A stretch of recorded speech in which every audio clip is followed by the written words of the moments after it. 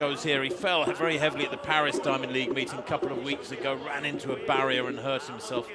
But he looks okay there, although he's now drifted back to about 8th place.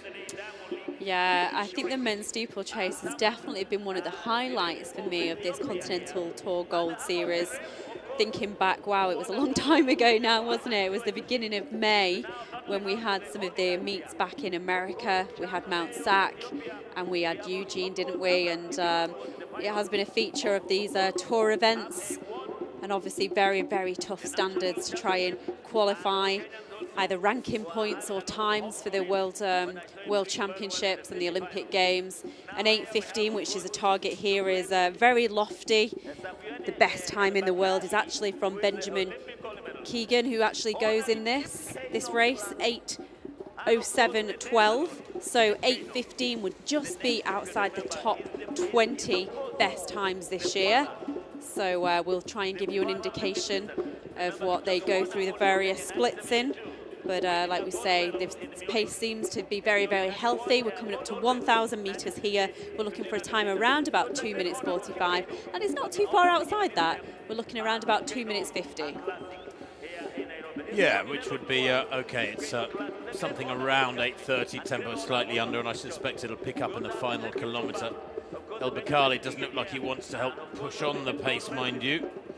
He does have the best flat speed of any of these men. He ran 3:31 for 1,500 metres earlier on this summer, El Baqali.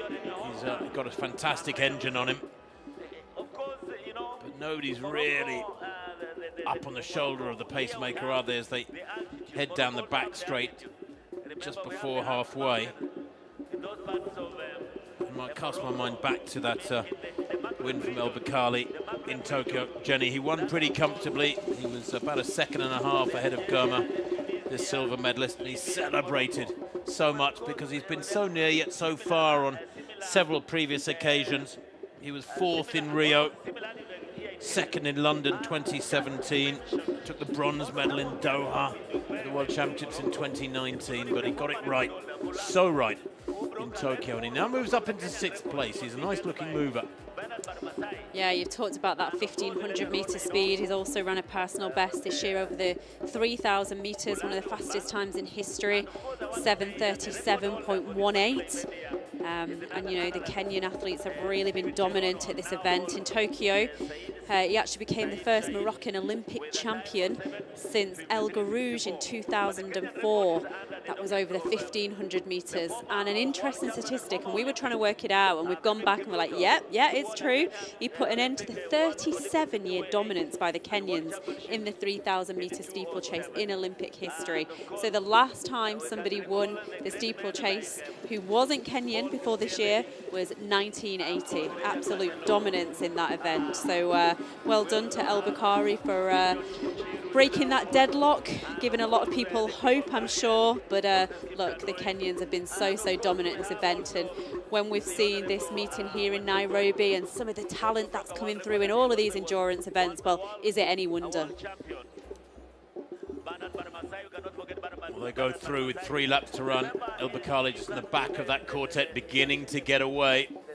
Kibiwot, Serem, Bale, and El Baqali, who will be looking to use his renowned speed. Now, back to this men's hammer throw final. Kokan, Mikhailo Kokan of Ukraine, opened his account with a no throw. Then he threw 74-75 with his second round effort. Putting him in 3rd place as they go into the 4th round. He had a no throw in round 3. The lead at the moment by Fidex, 78-33, that opener. Well, just one valid throw for Kokan. He will find that a little bit frustrating.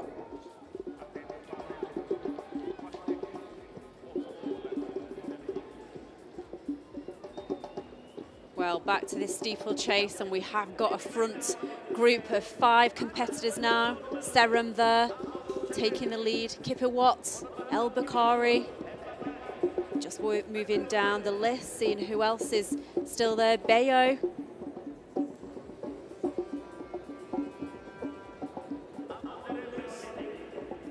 Yeah, Sedem, quite a small character, isn't he?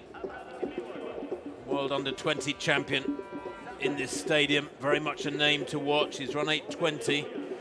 That was actually on the 3rd of July at the Kenyan Championships, but he won the World Under-20 title here just recently with 8:30.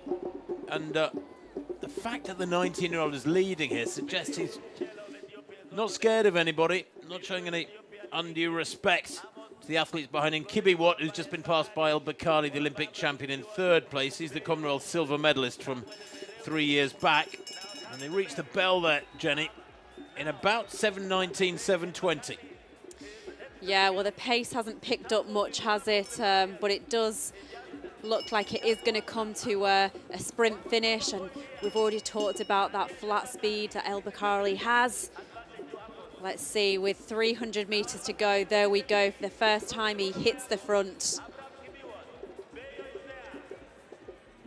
Yeah, looks strong, doesn't he? Although Sedem responds immediately, the World Under-20 champion.